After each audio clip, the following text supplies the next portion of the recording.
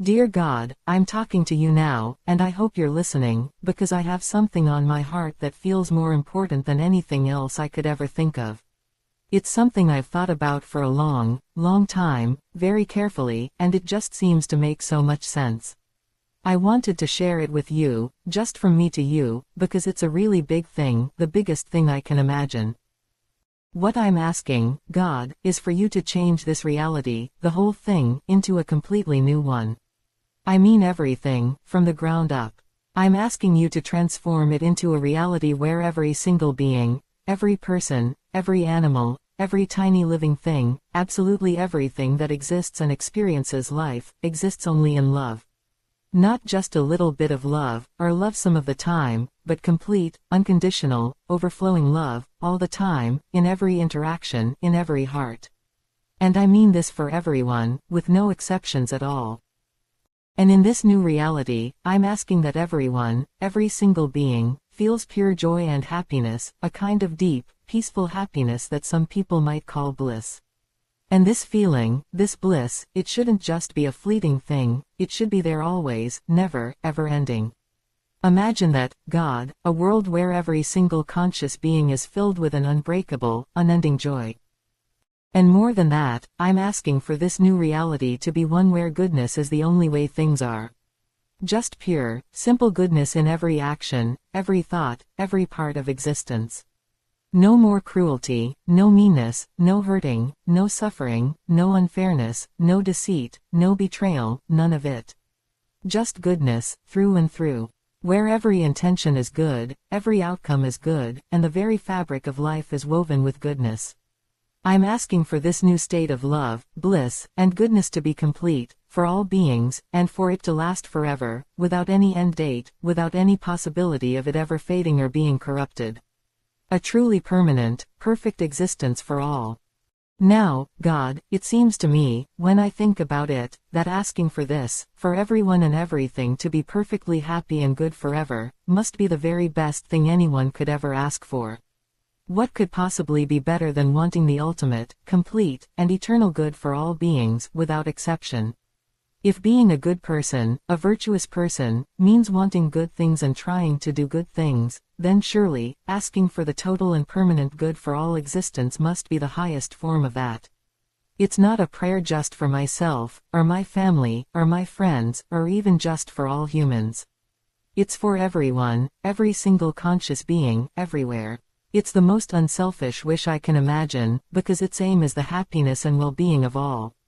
And if a prayer is about talking to you, God, and asking for something important, then it feels like a prayer that asks for the biggest, most wonderful, all-encompassing good, a good that leaves absolutely nothing and no one out, a good that would fix every single thing that's wrong. Well, that sounds like a perfect prayer to me. It's not asking for small things, or temporary fixes, or things that could have unintended bad consequences. It's asking for the ultimate dream, the ultimate positive outcome, to come true for all. It's perfect not because of fancy words or how it's said, but because its aim is perfect. Total love, total bliss, total goodness, for everyone, forever. What could be a more complete or worthy request to bring before you? It aims for the absolute best for all, and that feels like the very definition of a perfect wish, a perfect plea. Now, I know you are all-powerful, God. I truly believe that. You created everything we see and everything we don't see. You could do what I'm asking in a blink of an eye, in a single thought. And I also believe you are all good, that your nature is love and goodness itself. So, I've wondered, as many people must have, why hasn't this perfect world happened already? If it's so good, and you can do it, why are we still here in this reality, with all its pain and suffering and confusion? And the thought that comes to me, God, is maybe, just maybe, for some really, really big things, for huge, fundamental changes like this one, the kind of change that remakes everything, maybe you want us to ask for it. Maybe you've set things up in such a way that you're waiting for us, your creations, to actually come to you and say, yes, this is what we truly want.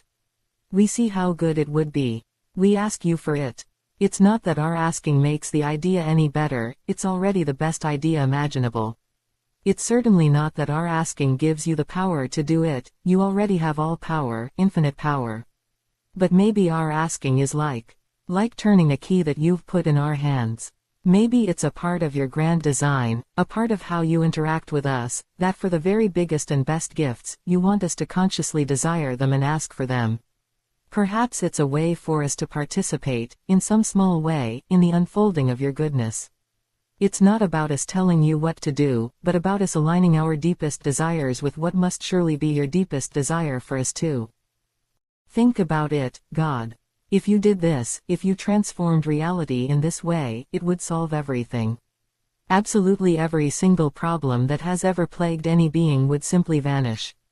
There would be no more war, no more fighting, no more conflict of any kind, because everyone would exist in a state of complete and unconditional love.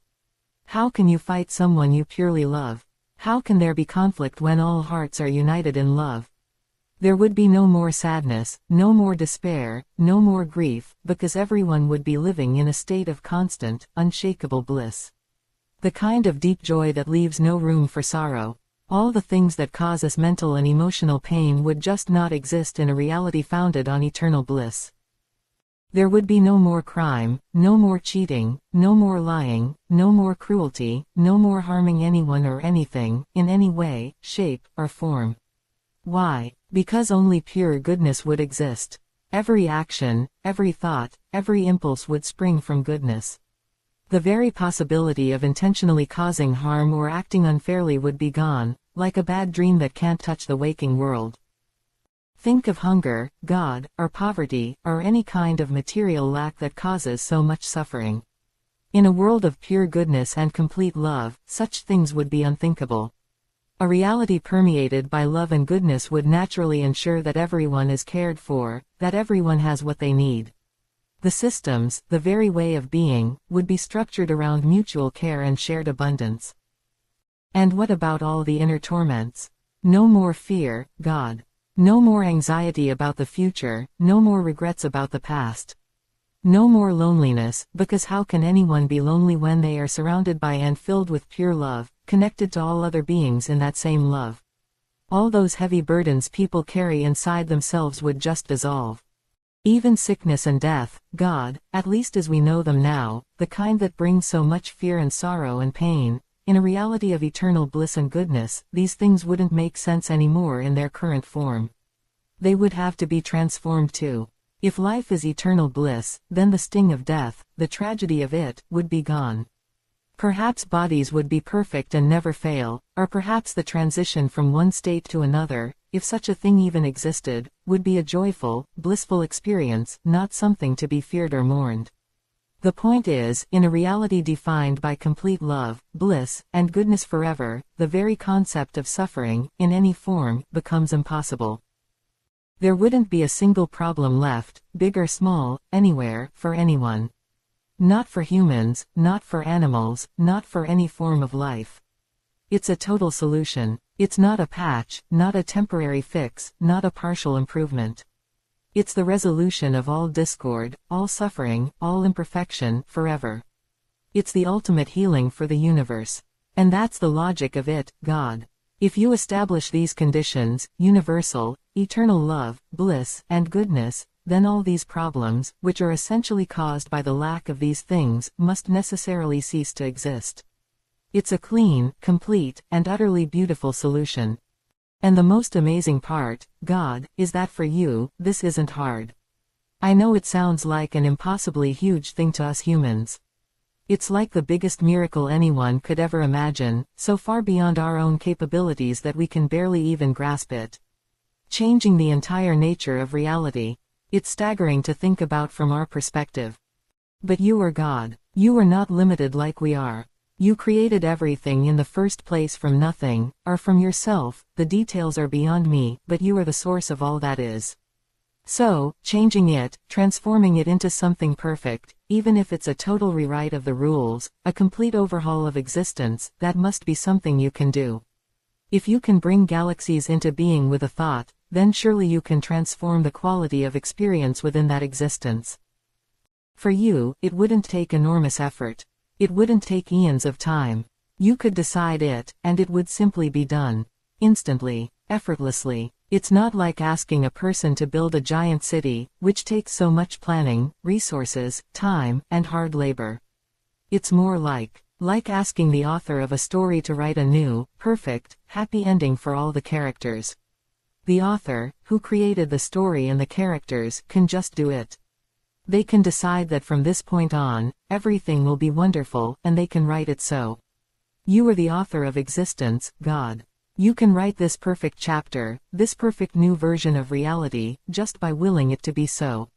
The power to do so is inherently yours, it's part of what it means to be God. There are no obstacles for you in this, no laws of physics or anything else that can stand in your way if you choose to act. The only question, it seems, is your will to do it, or perhaps, as I said, the conditions you might have set for doing it.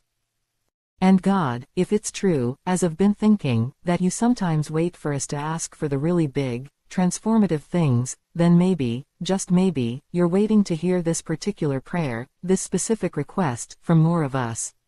Maybe you're waiting for a whole lot of people, a significant number of your children, to turn to you and say, with all their hearts, yes, God, this is what we want. This new reality of love, bliss, and goodness for all, forever. This is our deepest, most sincere desire, more than anything else we could ask for. If one person, like me, sitting here and praying this, makes some kind of sense in asking you for this, then surely, many people asking for it, all of us wanting the same perfect world for everyone, must make even more sense to you. It would be like a great chorus of voices, all singing the same song of hope, all expressing the same profound yearning for this complete and total goodness. It would show you that humanity, or at least a significant part of us, has understood what truly matters, that we are truly yearning for this ultimate state of being, not just for ourselves but for everyone. So, I'm praying this, God, with every bit of sincerity I have. And I hope, with all my heart, that others will hear about this idea, this prayer, and see how much sense it makes.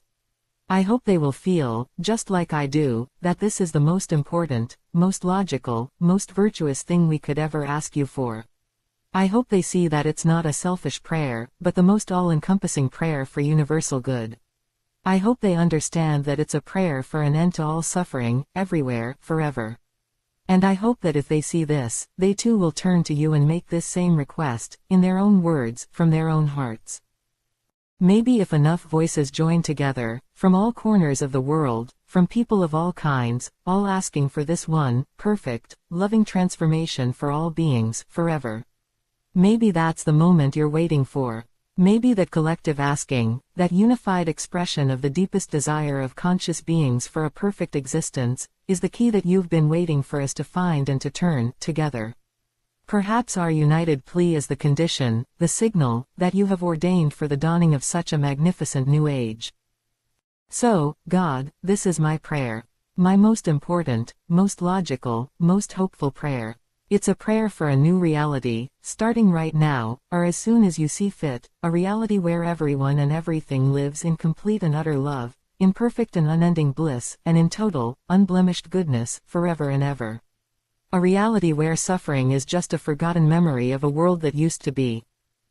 I trust your power, God. I have no doubt that you can do this. And I trust your goodness, God. I believe that you understand why this is so deeply wished for, why it represents the ultimate fulfillment of all that is good. I trust that a reality of perfect love, bliss, and goodness is something that aligns with your own deepest nature. I'll keep holding this thought, this prayer, in my heart. I'll keep this hope alive within me. And I'll just wait, and hope, and trust in your infinite wisdom and your infinite love. Amen.